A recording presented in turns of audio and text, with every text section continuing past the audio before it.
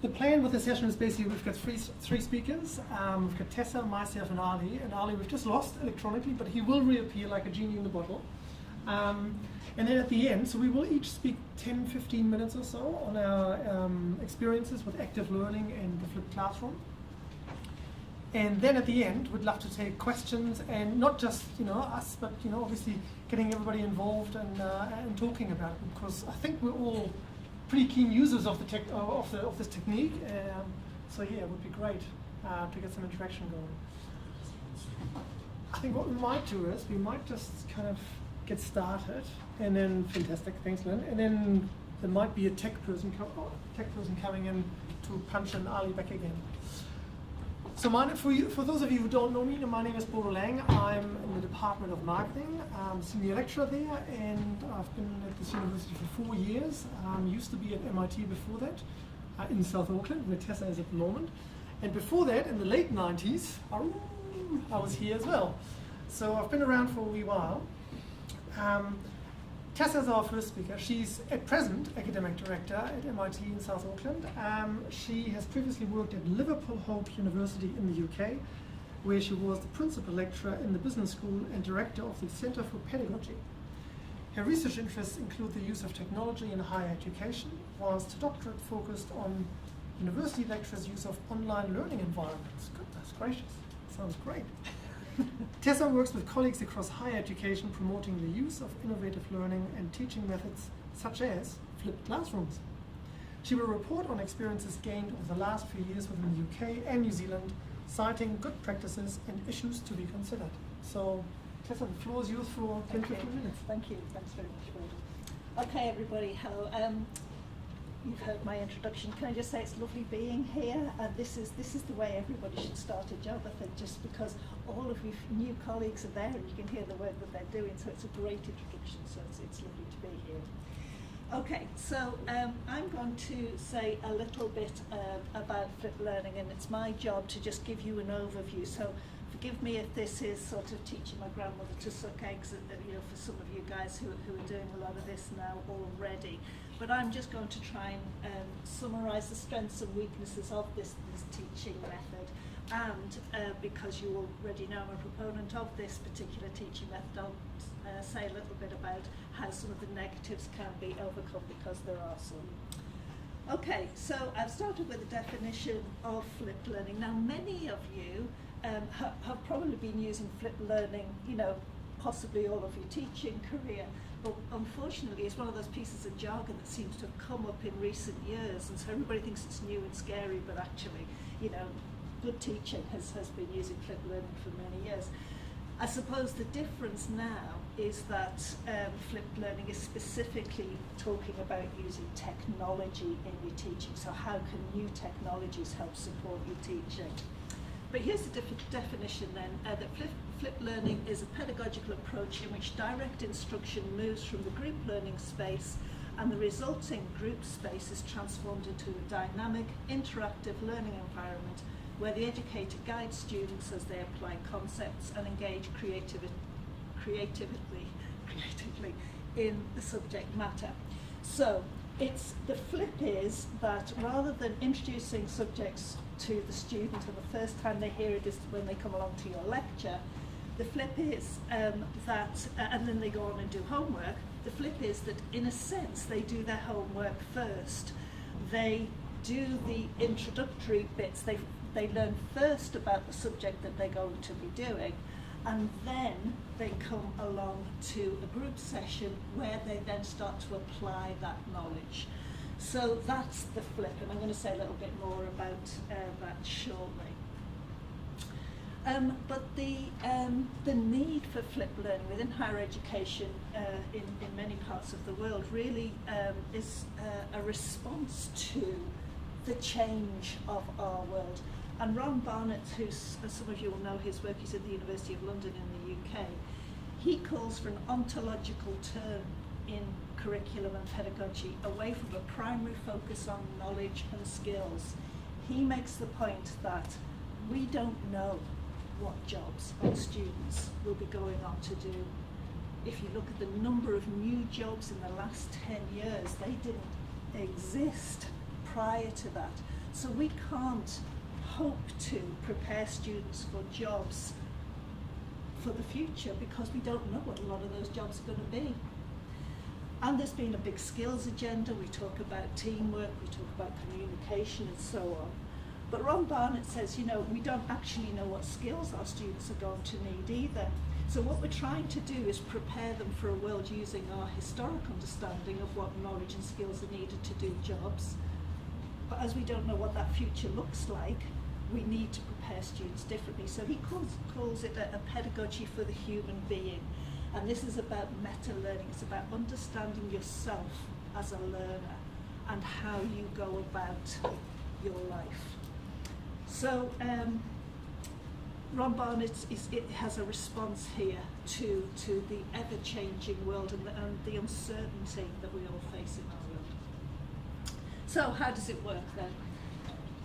So in a typical lecture, we will introduce a subject to students, and we'll be telling them all about the basic understanding of a particular topic. Now then, a lot of that can, particularly because of new technology, be created beforehand. So when I taught in the business school back in the UK, we noticed when we were talking about what we did that a lot of us would talk about Maslow's hierarchy of needs in a whole range of areas, and we were constantly having to produce resources to do this.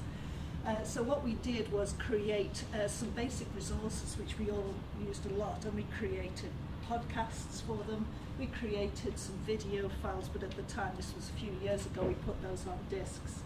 We had reading, and that's quite a typical way in universities that you might get introduce a student to a subject, but reading isn't necessarily very popular, and by using other technologies. Okay, so all of these things are done prior to the students arriving. So you can have reading, you can have videos, you can have audio casts, you can have little quizzes or polls and so on. So when the student then arrives in the group session, the first group session, what they're doing is they are then starting to apply that knowledge. So rather than you having to go through the effort of explaining everything in the first place, they've done that before they come to the classroom. And then they come to the first group session, and then you can give them a problem and say, okay, that thing that you were just working on, here's a case now. Start to apply what you have done, what you have read, to that particular scenario. And so this overcomes that first introduction, which is the typical way or the traditional way higher education has conducted itself. When you look at this, when you do the analysis against something like Bloom's taxonomy about what is done in a flipped classroom, it shows that what we're developing in the first group session is higher order thinking. It's more conceptually difficult to apply what has been learned than to just understand it in the first place. So what we've been doing in lectures largely is just this lower end of Bloom's taxonomy, where we've been saying, here's some information, do you understand it? Because the students do that in their own time, they then come, and while we're with them, one of the best resources that they've got, the expert in the subject, who can then help explain misconceptions, who can gently lead them through any difficulties they're having. Whilst we're with them, they can then move on. So it becomes a much richer experience for the student. So what I've done, I've just used the literature to try and summarise the various positive claims for flipped learning. So Mazur, for example, who was at Harvard teaching economics, interestingly, for any of you who teach economics, he said the students spent more time on higher order thinking. O'Dowd and Aguilar-Roca said that there was an immediate engagement with content. So rather than having students sitting passively listening, and we all know they can only concentrate for about the first 15 minutes and then their attention span wanes, they're instantly into it, their hands on. It's like David was talking about simulations, they're straight into it, they're getting their hands dirty with the information. That students learn faster and in more depth. that misconceptions are significantly reduced because they have the expert saying to them, oh no, you've misunderstood, let me explain that to you a little bit differently. And that there can be effective use of formative self and peer assessment. So rather than having, the first 10 weeks of a 12-week course being about stuff and passing stuff over, there can be some formative assessments using polls and so on. There can be self-assessment, so if you run reflective journals, for example, online, then you can see how the students go, but also peer assessment, because you'll tend to put students in groups to do this sort of work. But also some other positives. It's been found to be particularly popular because with the media that you can use to set up the sessions, students can rewind these, they can replay them, and they can use them in revision. So it's a good way of revision, particularly when they're looking at difficult concepts. But also it's found to support international students who may have difficulty, if English isn't their first language, they can use these again and again. But also for non-assertive students, or students who wouldn't typically ask questions in a lesson, useful for them. Also, by using technology, you can use learning analytics. So unlike in a typical classroom where, because everybody's looking at you, you can assume that everybody's learning. With learning analytics in a good LMS, you can find out how many of your students did all of the activities, if they've done quizzes and polls, what the scores were within that. And so it's a really good use of information to help you develop your teaching. It develops knowledge and skills because you get the students to work together and to communicate much more frequently and much earlier on in the course. And ultimately it enables improved student learning and achievement because they're engaged from the start and their progress tends to be quicker. But there are some negatives, and some of these are to do with things like stakeholder expectations. I don't know about the University of Auckland, but I know in the UK many universities have experienced with innovative teaching methods like flipped learning that students come along, and it's probably more typical in the more prestigious universities, and parents and students will say, I've paid a lot of money to come to this institution, I want you, the expert, to teach me. Don't ask me to do all of the work before I come and then get me to work with a group of people who don't know much more about it than I do. And so their perception of what is good quality learning, whether it disagrees with educational theory or not, is potentially problematic. It also takes a lot of planning. It's one of those things that's like a script. In a typical lecture, you can kind of go in and do the bit that you've done for many years and continue on like that. And it's kind of one way. Because it opens it right out, you do need to carefully plan it and think about your sequencing and timing and everything. And also the skills of facilitation are difficult for some individuals. It can be easy for people to stand up and be an expert and pass information on. It's a different thing to go into a group of students and find out why they're struggling with a concept and help them with that and help them get through those things. Okay, so quickly overcoming some of the disadvantages. I think it's all about program design.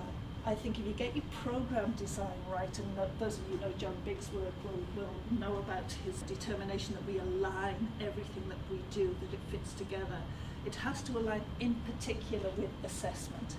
If we're still assessing things like knowledge accumulation, then it's not going to work, so we have to get it aligned. Unprepared students, I'm sure you'll know all about this. I remember in my first degree, that lecturers would say read something and half of the people who turned up hadn't read it. So how do we get unprepared students to engage?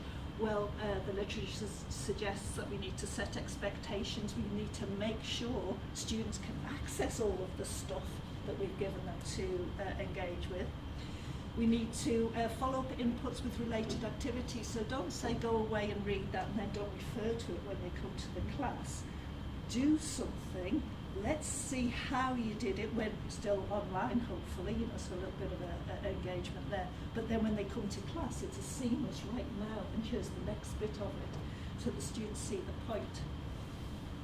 And obviously using learning analytics to guide the next teaching step. So when you know these students are struggling with something, don't just keep going because it's week 8 and you've got to get on to the next thing. Stopping and saying, right, they're really struggling with this, I'll have to stop now and do something. Getting buy-in from students, so managing their expectations, letting them know why you're using a flipped classroom.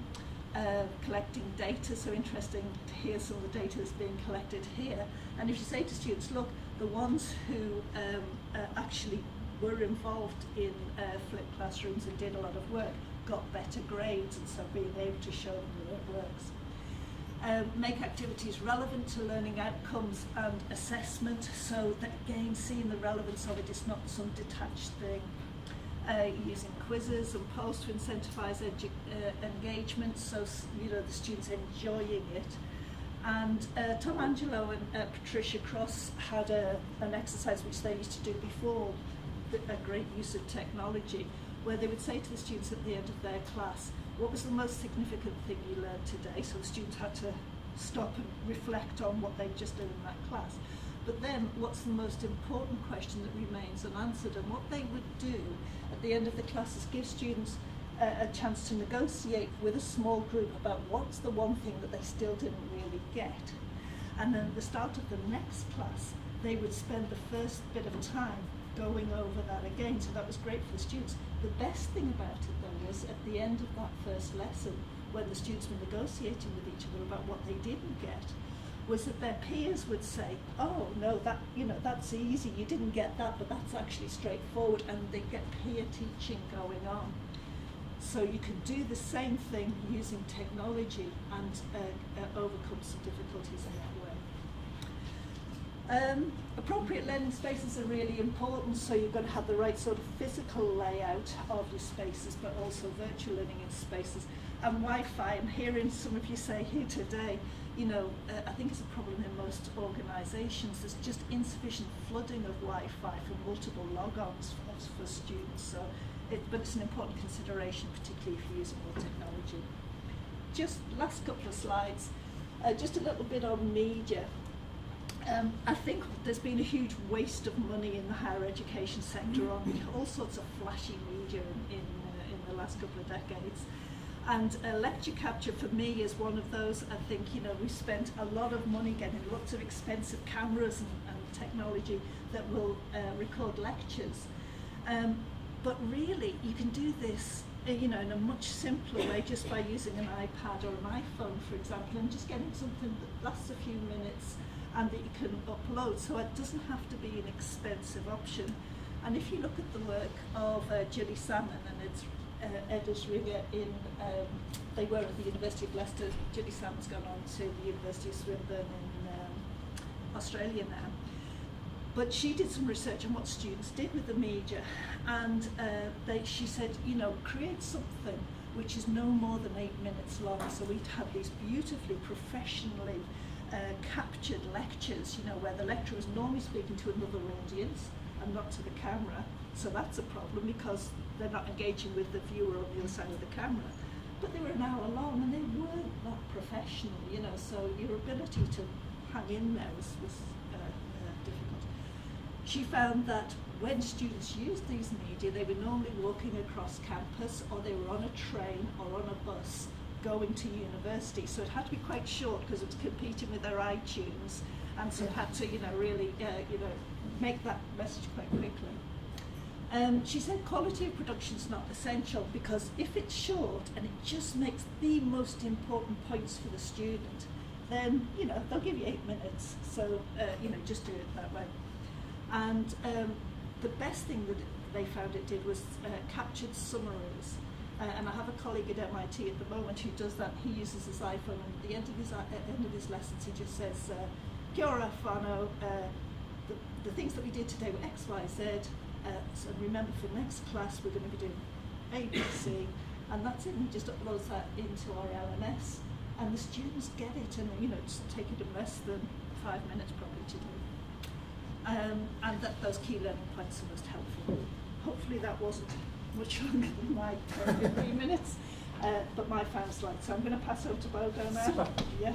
That's great. Thank you. So, fantastic. Okay, so flipping the classroom on active learning. So this is my experience, 100% subjective, but hopefully you can learn a little bit from it, exchange some notes, and then see what's worked for me. So first of all, I'm going to be very negative. I'm going to talk about the reasons against active learning in the flipped classroom, because then I want to talk about why you should be doing it. And then I'll just tell you briefly how it works for me, and predominantly it's about setting expectations and then having structural components in your courses that actually enable active learning in the flipped classroom. I also have integrated a little movie quiz into my slides, so anybody who guesses these right will receive a humongous prize. Can anybody tell me who this actor might be and what the name of the movie might be? It's a new Lynn would be acing this, so anybody but Lynn. Andrew. Very close. Tom Cruise, Risky Business. So you're thinking, why is it risky business? Okay. Because when you first start to engage in active learning and the flipped classroom, it can be actually feeling like you're doing something really risky, right? You've got something to lose. And why is that? Because what you're doing is you're leaving the main track, and the main track is to deliver a traditional lecture. You've refined your PowerPoint slides. They've probably been given to you by the textbook publisher. You've customized them a little bit. That's great, but really this has been refined, this model, over decades, and you've refined your own slides over years and years. So, you're really good at this. So why would you be doing it any other way? So it feels a little bit risky because you're leaving really the main track. Also, when you do active learning, it means you're actually engaging with people, and as soon as you engage with people, what happens? Well, things can get off track. A discussion might just go a little bit into a direction where you didn't really want to go, but those are skills, to nudge the discussion back to where you want it to be. Those are skills that we all learn, and that's just one of those things that you have to manage. And the other one that ties straight into this is that it's quite a different skill set. So when you deliver a traditional lecture, it's very much the monologue. It's me as the power base. I have the knowledge, you don't. So better listen up and take some notes. And I'm not going to repeat what I'm going to say. But in active learning or a flipped classroom, it becomes a multi-log. It's me to you, it's you to me, and it's you to each other. Goodness gracious, three-way communication. So that requires a little bit of a different skill set, basically. And that can be daunting because we've become really, really good at doing lectures. I can hear some kids laughing, I think. And so that can be daunting. But now, where's this one from? I knew you were going to ace this. I knew this. Where's this one from? Eyes wide shut. Eyes wide shut. Yes, that's right. So for a long time, I've had my eyes wide shut because you sort of do what everybody's been doing, and you think, well, this is the way to do. But there are so many great reasons why actually you should be doing something that's a bit more active, or maybe even a flipped approach, which is sort of another little step forward. The biggest thing for me, and I've talked to quite a few people, and I'm sure there's people here amongst you today, when you're the lecturer, you often feel that you have to deliver the content, right? And that is just, it's a real monkey on your back, There's another slide you want to do, or something else you want to show, and if you're doing it the traditional way, you're delivering the content to them. And what active learning and the flipped classroom do is, you get that monkey off your back, and actually students are able to read by themselves. That's the main discovery I've made. It's revelationary, but it is fantastic. And that means that I'm not the source of knowledge anymore necessarily, but actually there's a lot of knowledge out there that they can access in any other form. So you get this content delivery issue away from you because they can actually do quite large chunks of it by themselves. I always say to my students, in my class, I can assure you, you will not be in the 5 o'clock recliner position, which is basically, you tilt the switch and you lean backwards and you put your feet up a little bit, and it's very comfortable. But it's not great for learning, because basically you're becoming very passive, and you might even drift off a little bit and start snoring and all these sorts of things. That's not how you learn, right? So the recliner position is really ignoring what students can do. So what can students do? They can read, and the funny thing is, most of them actually want to learn. Even though Tim and Mike were telling us, no, they weren't, they just wanted it easy. But, at the bottom line is they're still here to learn something too, right? So they can read, they can discuss, they have all these skills. And what we're doing with the traditional method is we're just very much doing knowledge retention. But when you go active, as Tessa said, and I think Ali might be saying something very similar, when you go active and flip the classroom, suddenly they can do all this stuff by themselves, but you can add other layers. They learn all these soft skills, which are so important in real business success. So negotiating, interpersonal communication, and all these great things that are so vital to being successful. Also, what the traditional lecturing role does is it very much narrows our role and our skill set. We just become basically pretty good presenters. But being a good lecturer, I think, to me, is much broader than that. It has a much greater range of skills. And also what passive means, or what active gets away from us, is it means you're using all of your gears. And what I mean by all of your gears is, Bloom's taxonomy, which I was delighted that Tessa showed as well. So, we normally operate sort of at the bottom level. So she had a pyramid after this thing here, and basically it's knowledge is number one. And then it sort of goes around this beautiful little flower. And we're always, we tend to be stuck in first gear if you do it the traditional way. If you do it the case-based way, or the simulation-based way, or the case-based way, or any other active way, you're starting to shift away from first into second, third, fourth, goodness, maybe even into fifth gear. And then, of course, there is the research. And luckily, Tessa talked about this. I haven't got any slides on it, but I encourage you, there's one little bit of homework if you're not convinced by the three of us today. Just go into Google Scholar, type in active learning review, and just read one abstract. And you will be convinced, because this method is so much more effective than the passive method. It's quite amazing. The effect sizes, if you're a bit of a quant person, are really impressive. And it does all sorts of other great things. So here's an example. I've used basically very different permutations of active and flipping. I've done team-based learning, where we do full I-rates and G-rates and all sorts of other things. But I've also done lesser versions of this. So the example that I want to show you today is basically this one here, where we have self-directed learning by students. Then they have a session in class, which is basically 1 hour. Then they do something else after that, and then they have the main class, which is 2 hours, and then they possibly do something else. So you can see already there's going to be repetition, and we know repetition is really good for learning stuff. So what happens in the first session, or the first unit here? Very simple. Students basically read a textbook chapter, and we test them on how well they retain the knowledge from the textbook chapter. Very simple. Then in our first 1 hour session, we basically test them and say, well, let's see whether you've actually retained this stuff. So knowledge retention, then we reveal the correct answers once they've given all the tests back to us. And then we discuss the questions. And this is a really interesting process, because a couple of years ago, we adopted a new textbook for our course. And through this process, we found out that there were quite a few inaccuracies between the textbook and the slides. And it was very interesting. We actually brought back to the publisher and had literally a list of inaccuracies in the textbook. And so the next revised version, I hope to be getting some very large royalties. But it was really interesting. What it showed us was that, because there was something at stake here, right? I could maybe gain a mark if I could convince my lecturer that actually the answer from the textbook wasn't quite, it was ambiguous, or was actually factually wrong. So this stuff down here was fantastic. Really powerful.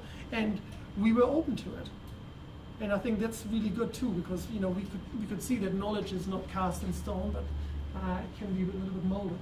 Then comes the main, then students generally go back after the first session. They have their marks returned to them via the learning management system and re-examine their weakest questions. So they go over the stuff that they knew they didn't get right. Then we get to the main class. We've got a lecture on the key points, but not an hour and a half or anything, just short fragments.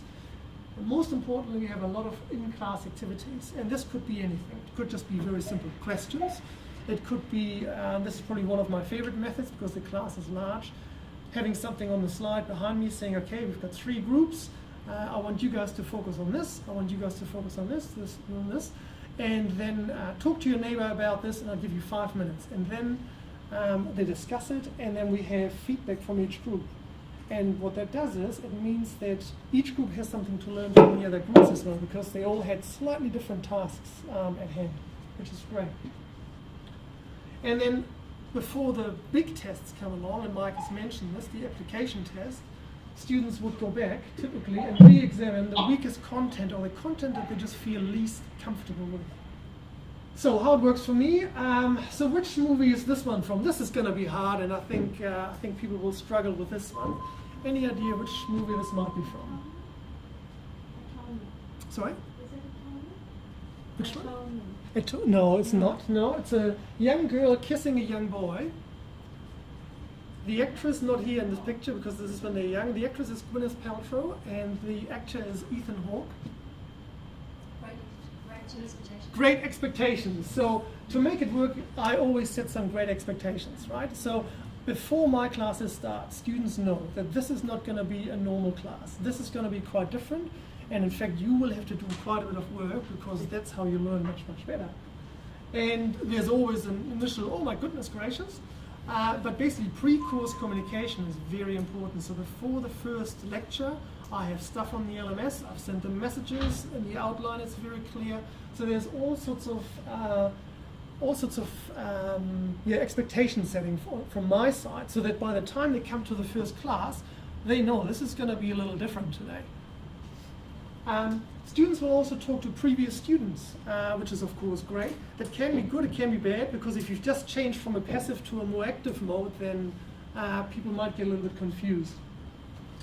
They might also have different expectations based on previous courses, which can also be a little bit troubling.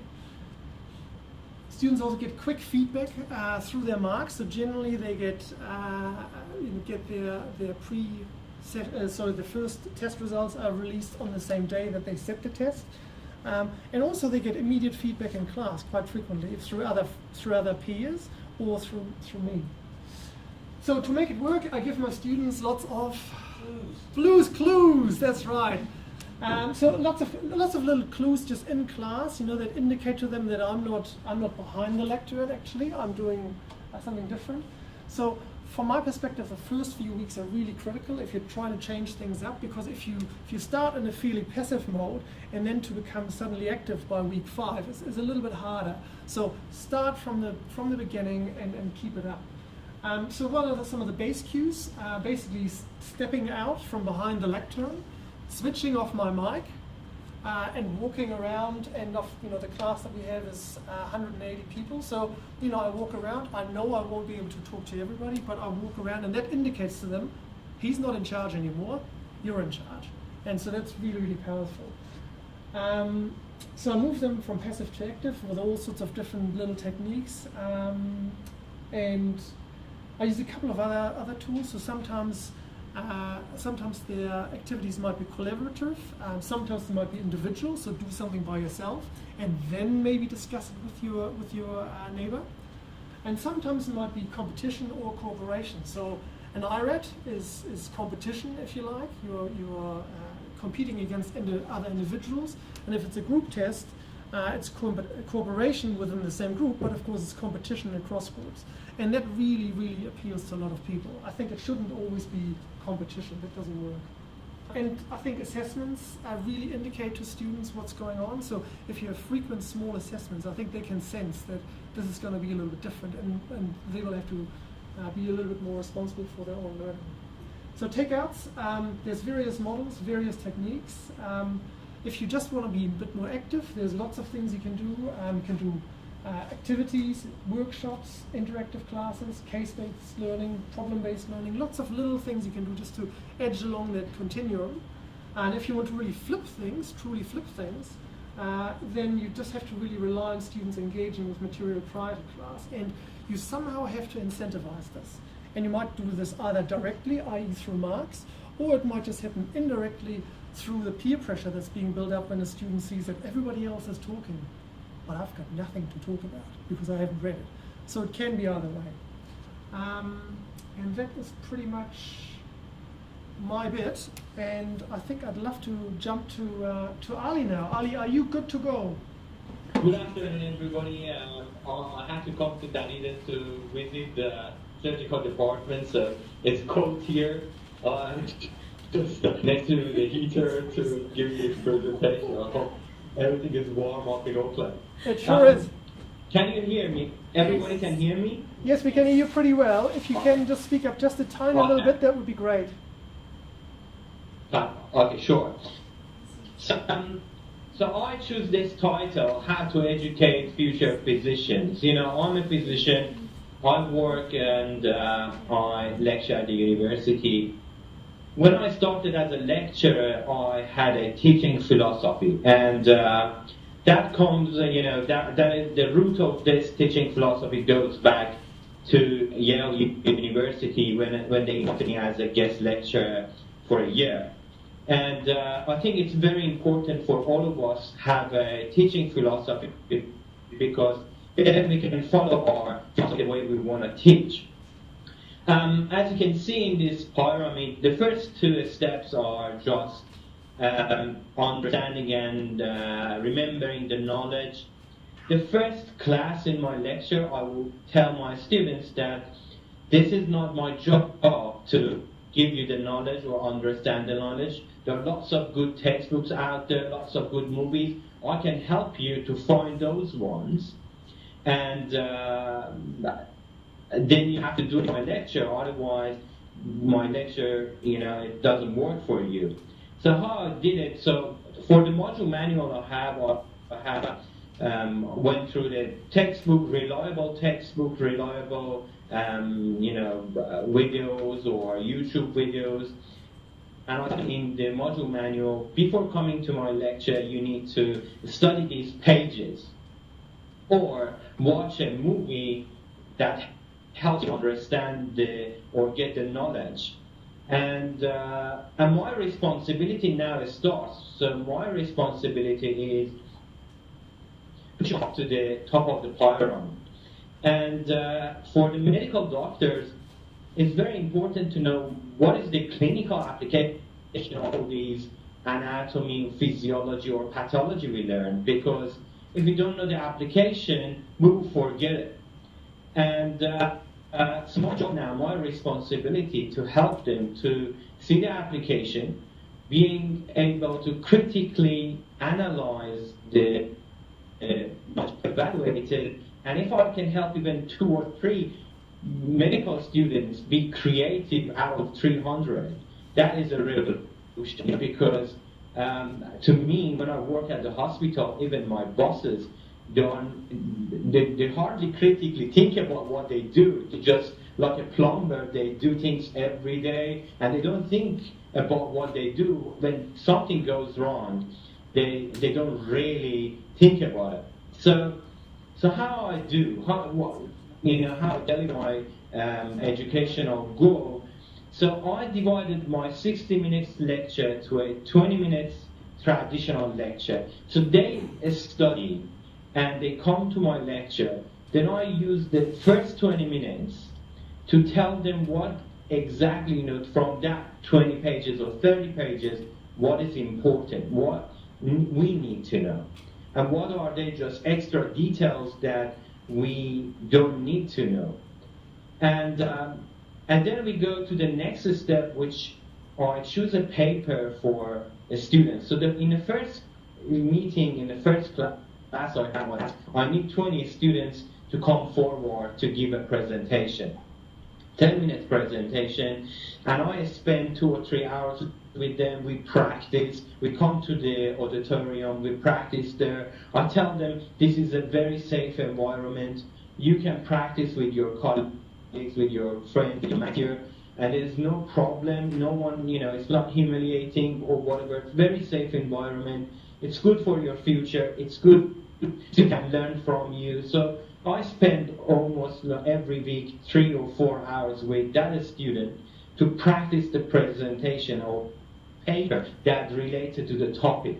That paper can be an original paper, that can be a case report, that can be a review paper. So I'm telling them how to critically think about the knowledge, because medicine is not a black and white science. We have lots of dark or gray area that when we are trying to diagnose a patient, sometimes we don't know, to be honest, what's going on. We use blood tests, we use ultrasound, scans to help us. So they need to know from the beginning that medicine is not a black and white. And this is the best way, because now pushing them up to the top of the pyramid, critically think about it, analyze it.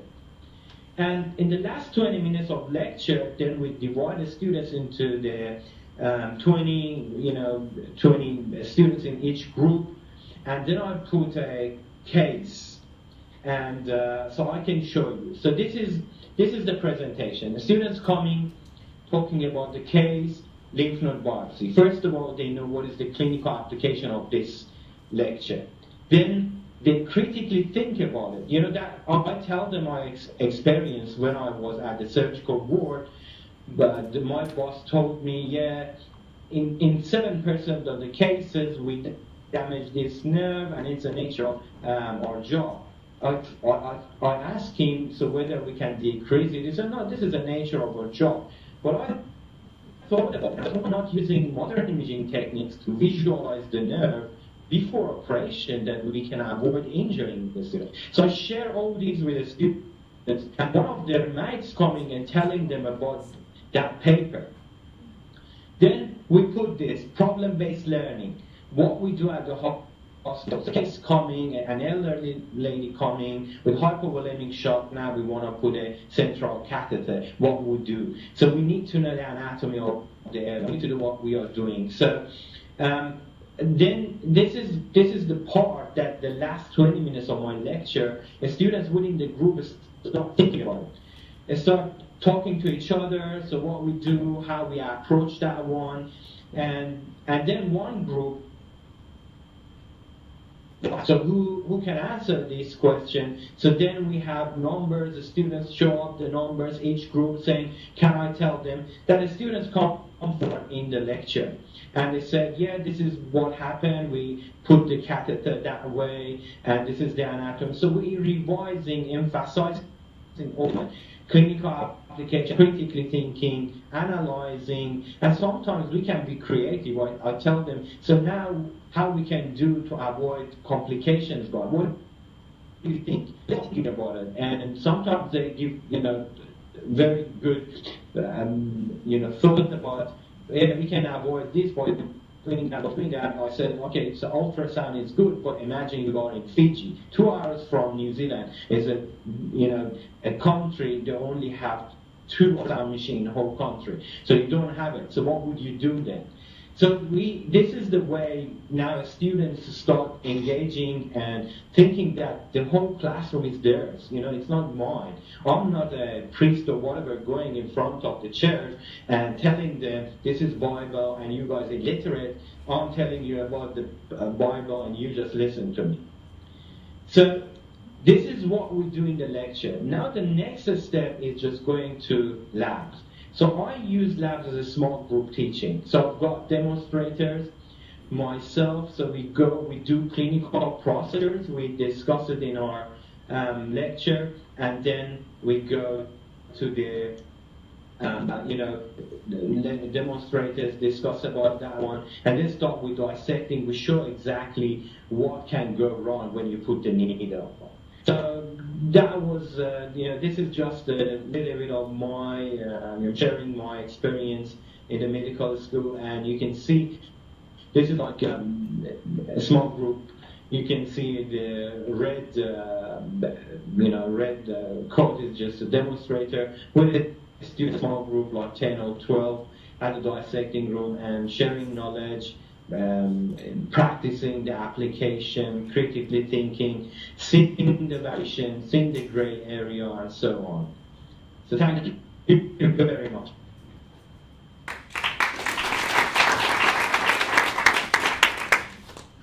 Thank you very much, Ali. That was really interesting, predominantly because I know nothing about anatomy, so I've learned a few things. I know what a CVC is now. That's brilliant. That sort of brings our kind of formal presentations to a close. I should have probably told you, and I got a little bit lost with the tech problems, that Ali is obviously in the Faculty of Medical and Health Sciences, so he's not in the business school, but I think you might have picked that up. Tessa, can I just ask you to maybe come back? So the last, 10 minutes that we might have with you before your stomachs start rumbling too loudly, we just want to see whether you've got any questions for any of the three of us, basically. Is there anything that you've picked up that you like to discuss or clarify? Yeah, go for it. I'm Roger Booth from Ali's faculty, and one of the questions that was coming up for me that you've, I think, all solved in different ways is how to work in our standard environments with a large group. I mean, Ali was doing some of what he's doing there in a standard lecture theatre with 250 plus students, but then grafting onto that small group experiences elsewhere. And I know you mentioned earlier, important to have the right spaces. How much are we going to be constrained in doing some of these things by very large classes in OGGB lecture theatres or similar ones elsewhere? My experience is that it can be constraining to be in a traditional lecture theatre, although it's not impossible in a traditional lecture theatre. At MIT, one of the things that they've done in the business school there, some of you may have visited it down in Monaco, is they've included in the design a lot of movable furniture. So being able to move stuff around is really important. And to be able to have different kind of seating spaces. I think we think traditionally of desks and chairs, for example, but they've got like big bean bags and things like that, because these things take a lot of time. It's, I think, similar to the simulations that David was talking about. And students get so into it that they don't necessarily go home at the end of the hour. They'll stay and they'll work on things. So I think furniture is important. Wi-Fi mentioned, absolutely hugely important. But I've seen lecture theatres be used. I've seen people, they're able to turn around. They're able to use wall space at the side of lecture theatres. And post-it notes and various other things. But yeah, I often think that we're led by the environment that we're in, and at my last university we spent, just at the turn of the century, we spent hundreds of thousands of pounds on new lecture theatres, and they were beautiful, really plush, very comfortable, dim the lights, students, they were off. And that really led our pedagogy, and so getting away from that, my Vice-Chancellor wasn't particularly pleased because, this was one of our showcases, but yeah, it is an issue. We've got a couple of things. I agree with what Tessa said. Yep, absolutely. I think it makes it a little bit harder to be in a traditional lecture environment, but not impossible. So it's a constraint, but not a doesn't make it impossible. Yeah, Tim. It's a little comment and a question, but Ali, you also found that textbooks were wrong, particularly on surgical procedures. Yeah. In terms of being wrong, it just I think by modern technologies we can revisit previous knowledge, and so the reason I was at Yale University because my experience, I thought whatever we have in textbook, I was in a situation that didn't match with my experience. So they talked about some surface landmarks, so that didn't match. I thought maybe it's to do with ethnicities or other reasons. So I found that because all the surgical procedures written in early 1800 or late 1800, early 1900, so they are based on cadaver. So that's why whatever I'm trying to use in war zone or warfare doesn't match with bloody textbooks. So I had to go back and revisit all these surgical procedures and surgical anatomy to see whether that corresponds to living human. So, and I showed to my students, look at that, you have 3 textbooks, and they're all saying something different. So this is welcome to the world of medicine. You know, and bosses at the hospital, even they have different opinions. So this is an area, and we only can discuss it if the students do a pre-study, they know a little bit of the knowledge, and then I can show them the gray area and I have 3 or 4 students to give me a feedback about, and they helping me. You know, 20 students, they just keep helping me to be better and better every day. That's great. I think we've got time for maybe one more question. Tava. Yeah, so I mostly teach in 3 or 6 hour blocks. Do you have thoughts on sort of how much preloading is possible? I mean, so I'm not talking active, but the flip classroom. You know, how much do you think is the most flip in? I mean, you could flip the whole lot. You could say, hey, I presume there's some material you want to go through with your students in class, and so rather than you delivering the lot of it, you could say, well, hey, here are the papers that you need to read, or the chapter that you need to read, or you could just, or if you think it's too onerous, or you know there are certain bottleneck areas that are just too hard to digest by themselves, you know, you could just leave them to do the easier parts. And you know, we do this in 306, and it's the whole chapter that they do. Basically, they read the whole chapter, so it's 30 to 40 pages, and then we just focus, quite similar, I think, to what Ali's doing. You know, then we just have little fragments of lectures on things that we think are most important or most difficult. So, I don't know, Tessa, what's your sense? Yeah, I prefer the mix and match approach myself. So I'll have, you know, it'll be mainly flipped, but I'll have stop and everybody listen, and we'll have a 15-minute input at various stages. Or the things that were quite popular, like little quizzes throughout, so to see where everybody's up to. So you can do these in a virtual environment, but you can continue that pattern in the physical environment as well. So it's the preloading. I wasn't sure if you were talking about preparation, was it? Or? Yeah, I mean, if you've got a 6 hour block, you know, I think it just seems like you can't have flip everything for that block, because the concepts are going to build on it. Yes, yeah. I think to add to that is in the traditional setting, students do a lot less work anyway, because they just show up to the lecture and you tell them what they need to know. Whereas in a flipped classroom, the model I tell my students is actually, it's a lot of work, but theoretically, being a full-time student means it's 10 hours per paper. That's right. So if you have 3 hours of contact, it's 7 hours you could load them with anything, and that's still within the workload that that we're entitled to expect of them.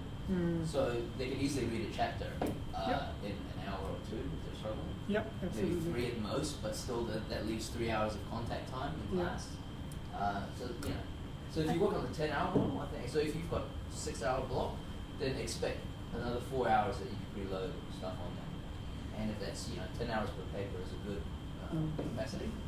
I think this is an important principle here, which is, I was mentioning before about how our environment determined our pedagogy, so having lecture theatres determined the way we taught.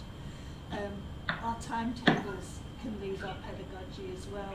So if you have these long teaching blocks, how do you preload that? Well, I'd say you can't really, so I'd change it, and I'd make, a couple of hours max really for any sessions with students, because it's long, it's tiring, and they're far more tired after a couple of hours in a flipped classroom than they are, just listening to an expert.